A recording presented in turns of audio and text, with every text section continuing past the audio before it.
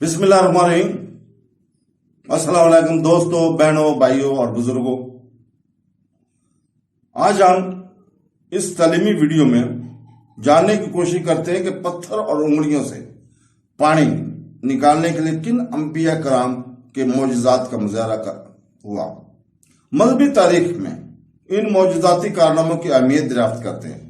इस वीडियो के दूसरे के साथ शेयर जरूर करें जो पूरी तारीख में अंबिया के मौजज़ात के बारे में मजीद जानने में दिलचस्पी रखते हैं। सूरह अल-बकरा आयत नंबर 60। हवाला, पत्थर से चश्मा जारी करना हजरत मूसा अलैहिस्सलाम का अजीम मौजज़ा था, जबकि हमारे आका हुज़ूर पाक सल्लल्लाहु अलैहि वसल्लम ने अपनी मुबारक उंगलियों से पानी के चश्मे जारी फरमाया, और ये इससे भी बढ़कर मौजज़ा था। हजरत शेख अब्दुल हक मुहद्दिस देलवी रहमतुल्लाह फरमाते हैं कि हजरत मूसा अलैहिस्सलाम का ये मौजज़ा कि वो पत्थर से पानी रवा फरमा दे और पत्थर से चश्मा बरामद करे, तो हमारे नबी करीम सल्लल्लाहु अलैहि वसल्लम ने अपनी अंगश्तहाए मुबारक से चश्मा जारी फरमा दिया। पत्थर तो जमीन ही की जिन्स से है और इससे चश्मे बहा करते हैं, लेकिन इसके बरखिलाफ गोश्त पोश से पानी के चश्मा जारी करना हद दर्जा अजीम है। इस आयत में लोगों का अंबिया कराम अलैहि की बारगाह में इस्तकाल करने और अंबिया कराम के इनके मुश्किल कुशाई फरमाने का सबूत भी है। ताजदार रसालत सल्लल्लाहु अलैहि वसल्लम की सीरत मुबारक में ऐसे कई वाक़यात हैं जिनमें आप सल्लल्लाहु अलैहि वसल्लम की बारगाह में हाजिर होकर लोगों ने अपनी मुश्किलात अर्ज की और आप सल्लल्लाहु अलैहि वसल्लम ने इनकी मुश्किलात कुशाई की। इनमें से दो वाक़यात दर्ज झैल हैं।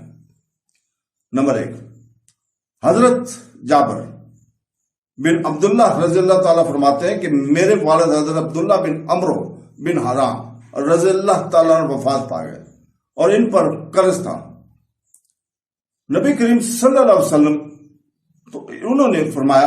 नबी करीम सल्लल्लाहु अलैहि वसल्लम ने फरमाया कि इनके कर्ज ख्वाहों से मुतल्लिक मदद तलब की कि वो इनका कर्जा कुछ कम कर दे।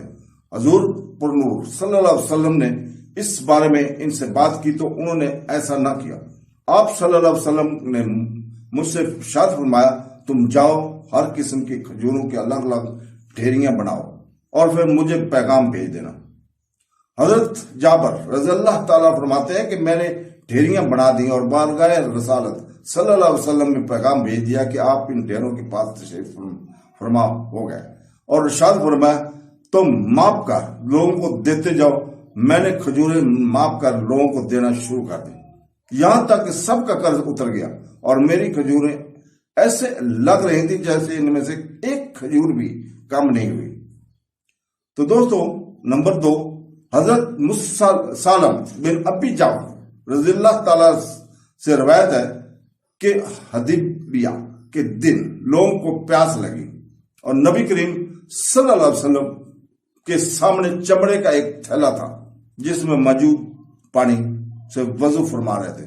सहाबा कराम हजूर पर नूर सल्लल्लाहु अलैहि वसल्लम के गिर्द हल्का डालकर खड़े हो गए तो आप सल्लल्लाहु अलैहि वसल्लम ने इरशाद फरमाया, क्या बात है?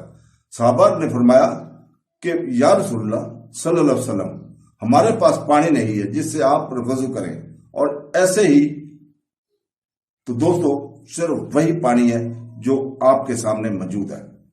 हुजूर अक़दस सल्लल्लाहु अलैहि वसल्लम ने अपना दस्ता मुबारक इस थैले में रख दिया तो आप सल्लल्लाहु अलैहि वसल्लम के मुबारक उंगलियों से पानी के चश्मों की तरह जोश मारने लगे। फिर हमने पानी पिया और वजू भी किया। हजरत सालम बिन अबी जाबर रज़ियल्लाहु ताला ने हजरत जाबर रज़ियल्लाहु ताला से पूछा, आप इस वक्त कुल कितने आदमी थे? आप ने फरमाया, अगर हम 1 लाख भी होते तो वो पानी हमें किफायत कर जाता, लेकिन हम इस वक्त सिर्फ 1500 थे।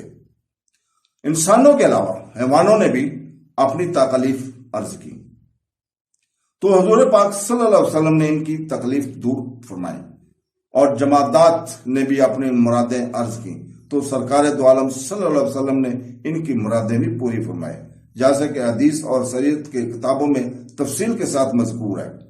हजरत मूसा अलैहिस्सलाम की कौम से फरमाया गया कि आसमानी तोआम मन्नो सलवा खाओ اور اس پتھر کے چشموں کا پانی پیو جو تمہیں فضل الہی سے بغیر محنت کے میسر ہے، اور اس بات کا خیال رکھو کہ فتنہ و فساد سے بچو اور گناہوں میں نہ پڑو۔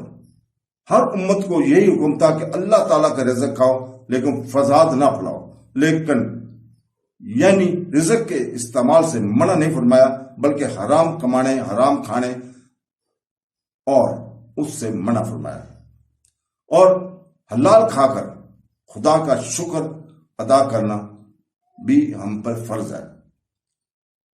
تو دوستو، جب انسان حرام کا کھائے کر خدا کا شکر اور نافرمانی سے منع کیا گیا ہے، مطلب یہ کہ حرام کا کھانا کھا کر اللہ تعالیٰ کا شکر کرنے سے منع کیا گیا ہے۔ تو دوستو، اللہ تعالیٰ سے دعا ہے کہ ہمیں قرآن اور حدیث پڑھنے اور اس کو سمجھنے اور اس کے اوپر عمل کرنے کی توفیق عطا فرمائے۔ آمین ثم آمین۔ اللہ حافظ۔